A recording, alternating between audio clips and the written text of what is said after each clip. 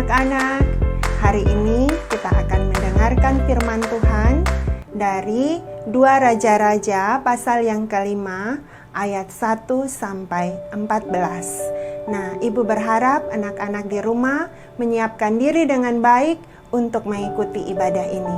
Duduk tenang, kita bersama-sama akan memulai ibadah sekolah minggu hari ini. Mari kita sama-sama nyanyikan pujian, Aku anak Tuhan, punya tekad.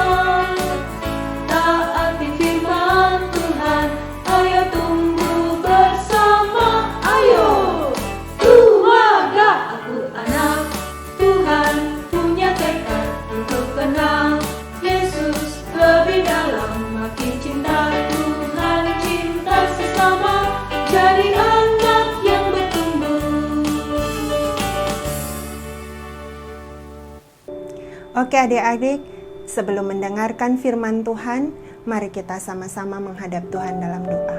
Kita berdoa. Tuhan Yesus yang baik, terima kasih untuk penyertaan-Mu dalam hidup kami. Kami boleh bersama-sama dengan anak-anak di rumah, beribadah, memuji, membesarkan nama-Mu, dan mendengarkan firman-Mu.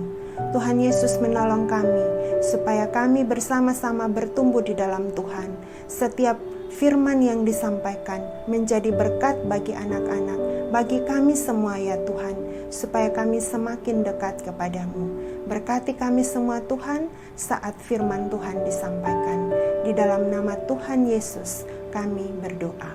Amin. Nah, 2 Raja-Raja pasal yang kelima ayat 14 bercerita tentang seorang panglima perang yang disembuhkan Tuhan. Siapa dia anak-anak? Dia adalah Naaman ya. Naaman adalah seorang panglima perang yang hebat. Dia panglima perang Raja Aram. Tetapi sayang, dia yang sangat hebat itu anak-anak, dia menderita penyakit. Penyakit itu tidak bisa disembuhkan. Penyakit itu tidak ada obatnya saat itu anak-anak. Penyakit apa? Dia sakit kusta. Sakit kusta saat itu tidak ada obatnya anak-anak. Karena itu dia sangat lesu. Dia sangat susah. Bagaimana? Siapa yang bisa menyembuhkan saya? Melihat itu, ternyata di rumahnya ada seorang gadis kecil. Gadis kecil itu adalah anak tawanan. Dia dibawa dari negeri Israel. Dia tinggal di rumah Naaman. Gadis kecil ini mengatakan kepada istri Naaman. Dia bilang, Nyonya atau ibu ya, ada nabi di Samaria. Mungkin nabi itu bisa menolong tuanku Naaman supaya tuan Naaman sembuh. Terus Naaman mendengar itu anak-anak.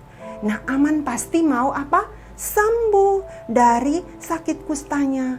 Kemudian dia pergi kasih tahu Raja Aram. Dia kasih tahu, oh ada gadis kecil. Dia bilang bahwa ada nabi di Israel yang bisa menyembuhkan sakit kusta saya. Kemudian raja ini mulai mendengar, wah bagus tuh. Raja mulai tulis surat. Raja menulis surat kepada Raja Israel. Raja Aram menulis surat kepada Raja Israel. Minta supaya bisa menyembuhkan pegawainya ini atau Naaman ini yang sakit apa anak-anak? Sakit kusta. Terus raja mengirim surat. Tapi anak-anak tahu, Raja Aram dan Raja Israel itu bukan raja yang bersahabat. Mereka perang, mereka selalu ada masalah, selalu bermusuhan. Waktu Naaman bawa surat ke Raja Israel, sampai di sana Raja Israel marah. Wah, dia bilang, masa ini dia kira saya ini Tuhan Allah bisa menyembuhkan kusta. Tuhan yang bisa menghidupkan dan mematikan. Saya tidak bisa, dia ini cari gara-gara. Wah, Raja Israel marah. Raja Israel saat itu namanya Raja Yoram. Raja Yoram ini marah. Mana mungkin saya bisa menyembuhkan? Tapi anak-anak, Nabi Elisa mendengar. Nabi Elisa dengar bahwa Raja Israel itu marah dan mengoyakkan pakaiannya. Dia marah dan dia buka baju. Kemudian Elisa kirim pesan, kasih tahu Naaman bahwa di Israel ada seorang nabi, supaya dia tahu bahwa di Israel ada nabi yang bisa menolong. Kemudian Raja Israel itu menyuruh dia pergi ke Elisa. Dia datang ke Elisa, dia datang dengan keretanya, dengan kudanya, dia bawa ini dengan juga pasukannya. Mereka pergi ke raja, pergi ke Elisa. Mereka mau bertemu Elisa. Pergi ke sana anak-anak. Elisa tidak menemui Naaman. Elisa menyuruh suruhannya atau pembantunya pergi bertemu dengan Naaman. Terus pembantu itu bilang apa? Bilang apa ke ini Naaman? Dia bilang, tuanku pergi dan mandi 7 kali di sungai Yordan. Mandi 7 kali di sungai Yordan. Ini pembantunya Elisa yang kasih tahu. Kemudian Naaman dengar itu. Dia bilang, aku sangka dia akan keluar dan dia akan menggerakkan tangannya, kemudian memanggil nama Tuhan dan menyembuhkan aku. Dia menyuruh aku pergi mandi di sungai Yordan. Di Damsyik banyak sungai, ada sungai Parpar, ada sungai Abana. Di sana saya bisa mandi dan bisa sembuh. Kenapa saya harus pergi ke sungai Yordan? Dia marah, dia tidak senang karena Elisa juga tidak bertemu dengan dia. Tapi pegawai-pegawainya, orang-orang yang bersama-sama dengan dia, bilang sama dia, Bapak Naaman kan mau sembuh. Kalau seandainya Nabi itu menyuruh perkara atau kerjaan yang susah atau sesuatu yang sulit, pasti tuanku melakukan karena Tuhan mau sembuh. Hanya mandi 7 kali di sungai Yordan, itu kan mudah. Lakukan saja Tuhan, mungkin Tuhan akan sembuh. Naaman kemudian berpikir-pikir dan dia, saya pergi. Dia pergi ke sungai Yordan. Kemudian dia mandi 7 kali di sungai Yordan. Anak-anak tahu apa yang terjadi? Wah, setelah 7 kali dia mandi di sungai Yordan, tubuhnya kembali bersih seperti tubuh anak kecil. Dia menjadi tahir. Dia menjadi sembuh anak-anak dari sakit kustanya. Tuhan sudah menolong dia. Tuhan sudah berperkara. Tuhan sudah menyembuhkan Naaman. Anak-anak sekalian, apa yang kita pelajari dari cerita ini? Naaman bisa sembuh karena Tuhan bekerja menolong dia. Melalui siapa? Melalui seorang gadis kecil yang dapat dipercaya. Gadis kecil asal Israel yang memberitahukan bahwa ada nabi di Israel. Gadis kecil itu dia kecil, tetapi dia menyatakan yang benar dan dia dapat dipercaya sehingga dia bisa menolong orang lain. Kemudian Nabi Elisa, dia bisa menolong orang. Dia adalah nabi utusan Tuhan yang Tuhan pakai untuk menolong Naaman. Tuhan bisa menyembuhkan asalkan Naaman mau taat melakukan perintah Tuhan, maka Naaman sembuh karena taat kepada Tuhan. Anak-anak, saat ini banyak virus dan penyakit kita bisa saja sakit, kita bisa saja menderita penyakit yang berat sekali. Nah, bagaimana kita bisa sembuh? Tuhan, kalau kita berdoa, Tuhan pasti menyembuhkan. Tapi ingat, kita harus taat. Kita harus mau minum obat, kita harus mau jaga kesehatan. Jangan mau sembuh, tapi mama bilang tidak boleh makan es. Anak-anak mengeluh, sedikit saja boleh. Anak-anak mengomel, tidak mau minum obat, tapi mau sembuh. Bagaimana? Harus mau taat supaya sembuh. Tuhan menyembuhkan kita, Tuhan menolong kita. Seperti sekarang ada COVID, ada virus corona. Kita harus mau taat protokol yang sudah diajarkan oleh pemerintah. Harus mau rajin cuci tangan, pakai sabun, kita harus mau pakai masker, kita harus diam di rumah saja. Kalau tidak penting tidak harus keluar, mau jalan-jalan kemana-mana.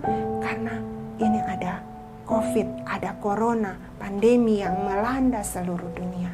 Ingat, hari ini kita belajar bahwa Tuhan Yesus adalah Allah yang menolong dan menyembuhkan jika kita mau taat kepada Tuhan. Dan ingat, harus seperti gadis kecil yang mau menyatakan yang benar, yang dapat dipercaya.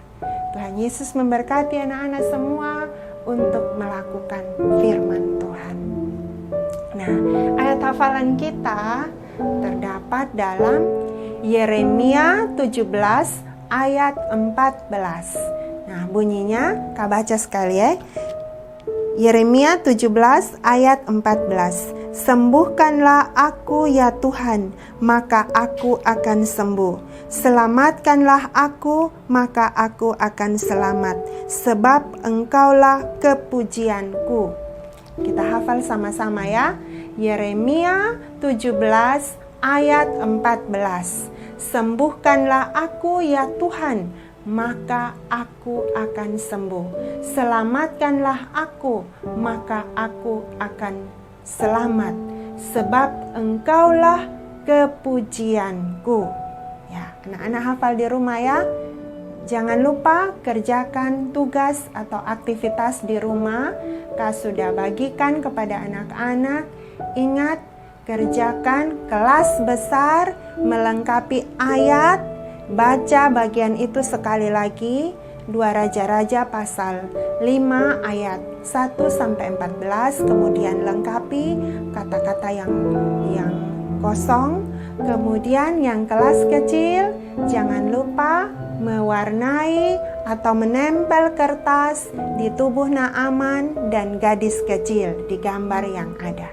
Oke, setelah kerjakan, anak-anak jangan lupa foto dan kirim ke guru kelas masing-masing. Oke, Tuhan berkati anak-anak semua. Kita akan menutup, kita nyanyikan pujian. Tuhan Yesus, aku berjanji.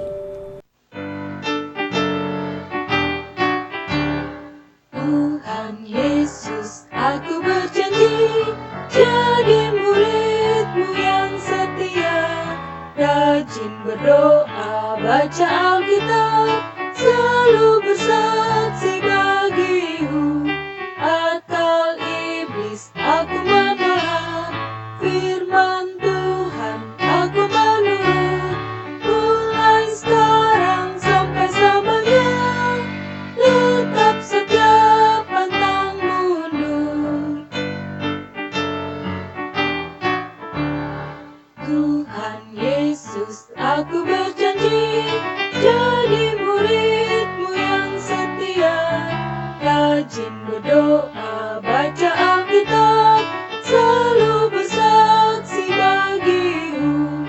Akal iblis aku menolak, firman Tuhan aku menurut, mulai sekarang sampai selamanya, tetap setia pantang mundur. Oke anak-anak, mari kita menutup ibadah kita dengan doa. Kita berdoa. Tuhan, kami berjanji menjadi murid-Mu yang setia.